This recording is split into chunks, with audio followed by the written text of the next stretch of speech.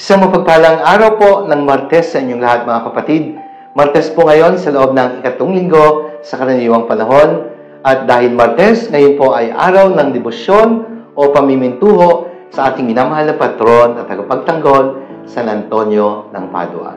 Pagbati po sa mga viewers and followers of the Daily Gospel Reflection at sa mga deboto ni San Antonio ng Padua. Maraming salamat po sa inyong patuloy na pagtangkilik sa gawain ito at sa inyong pagdidebosyon kay San Antonio ng Padua. Sa mga minamahal po naming benefactors, sa anumang tulong po na inyong pinapaabot sa amin, kami po ay laging lubos na nagpapasalamat sa inyo. Patuloy nating ipanalangin ang isa't isa. Mga kapatid, welcome po sa ating Daily Gospel Reflection. Sama-sama po nating pagnilayan ang mga salita ng Diyos mula sa mabuting balita para sa araw na ito.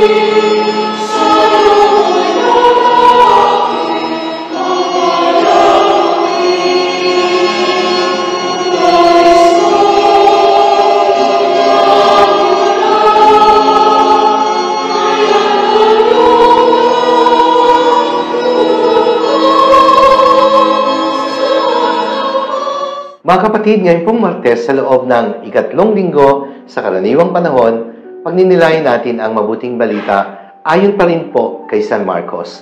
Ito po ay mula sa ikatlong kabanata, mga talata 33 hanggang 35. Ang title po ng aking pagninilay na ibabahagi ay nagsasabing, Be close to God like Mary. Maging malapit tayo sa Diyos katulad ni Maria. Bakit nga po ba ito ang naging pamagat ng pagninilay? Sapagkat sa ating Ebanghelyo, dumating ang ina ni Jesus at ang kanyang mga kamag-anak na itinuturing ng mga kapatid. At isang tao po mula sa karamihan ang sumigaw at sinabing, nasa labas po ang inyong ina. Ang sinasabihan po ay si Jesus at ibig kayong makita. Kaya sabi ni Jesus, sino ba ang aking ina? Sino bang aking mga kapatid?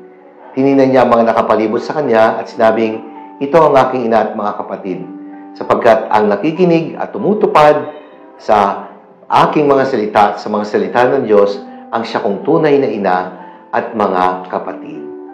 Mga kapatid, hindi po minamaliit ni Jesus ang mahal na inang si Maria nung sinabi niyang, ito ang aking ina at mga kapatid, sapagkat ang nakikinig at tumutupad ng mga salita ng Diyos, ang siya kong ina at mga kapatid. Ito po ay isang pagpapatibay, pagpapalalim, pagpapatotoo na si Maria po ay tunay niyang ina. Sapagkat si Maria ay nakikinig.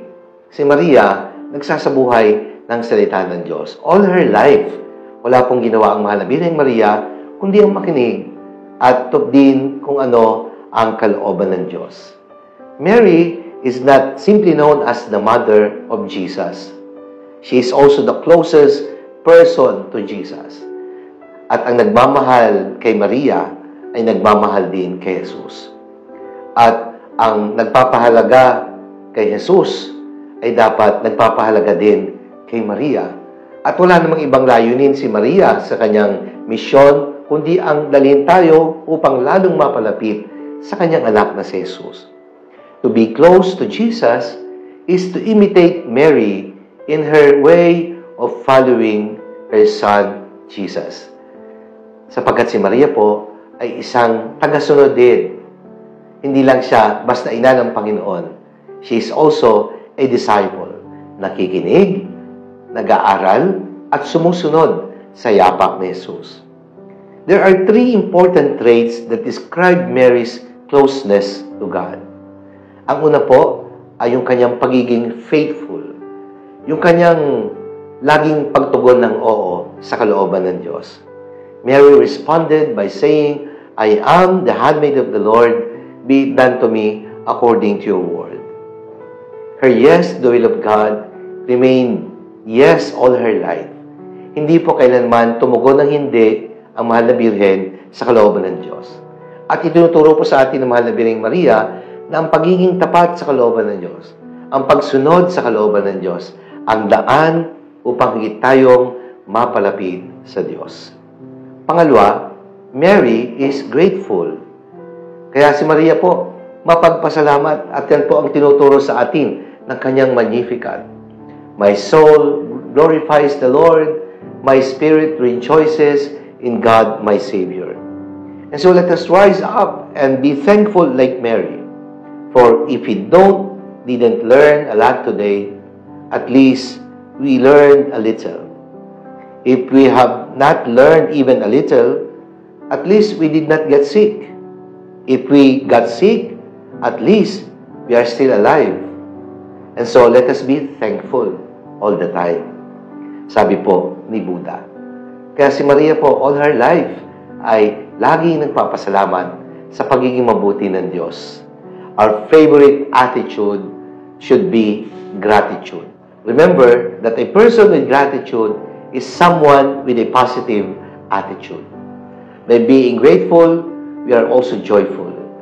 And our being grateful helps us become even more humble.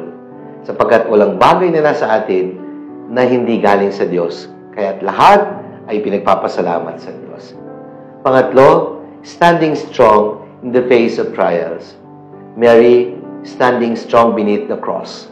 Hindi man siya nagsasalita, nakatingin lang sa kanyang anak na si Jesus, humuhugot ng lakas, nahihirapan man ang kalooban, subalit nanatiling matatag at nakatayo sa paanan ng krus. Mary is present at the foot of the cross, not only as a loving mother, but also as a disciple who follows her son and her master even during his most difficult and excruciating moment. Yan po ay ang pagkamatay ng Panginoon sa banal na krus. Kaya tinuturuan po tayo ni Maria sa pamagitan ng kanyang buhay at halimbawa na bilang isang tunay na alagad, kaya nating sumunod kay Jesus kahit sa daan ng krus. The Gospel reading speaks of a much higher kind of relationship. Mary is teaching us, by her words and examples, ways to genuine closeness to God. At yung mas malalim na pakikipag-ugnayan at pakikipagrelasyon natin sa Diyos ay masusukat sa ating tapat na pagsunod sa yapak ni Jesus. A relationship not measured only by biological affinity, not even by social or civic affiliation, ito po ay sinusukat sa pamagitan ng katapatan sa pakikinig at pagtupad ng mga salita ng Diyos. We must not forget that this relationship is our relationship with God, the highest among all forms of relationships because it extends to eternity. Kaya, ang tanong, gusto niyo ba talagang maging malapit kay Jesus? Tularan natin si Mama Mary. Be faithful, be thankful, and remain strong, standing strong beneath the cross. In the face of trials, may lakas na ibinibigay ang Diyos. Manalangin tayo. Ama naming makapangyarihan, maraming salamat po sapagkat ibinigay mo sa amin ang mahal na Birheng Maria bilang modelo at huwaran na dapat tularan sa aming pagiging malapit sa iyo, naway manatili kaming tapat, lagi nagpapasalamat at matatag kahit sa harap ng mga krus at pagsubok. Amen. Maraming salamat po mga minamahal kong kapatid. Sana po nagustuhan nyo at nakatulong ang ating pagninilay sa araw na ito. Kung inyo pong nagustuhan at nakatulong, i-like po ninyo at i-share. Ibahagi natin ang mensahe ng Ebanghelyo araw-araw sa ating mga mahal sa buhay, mga kakilala at mga kaibigan. Let us fill the world with the message and power of God's words.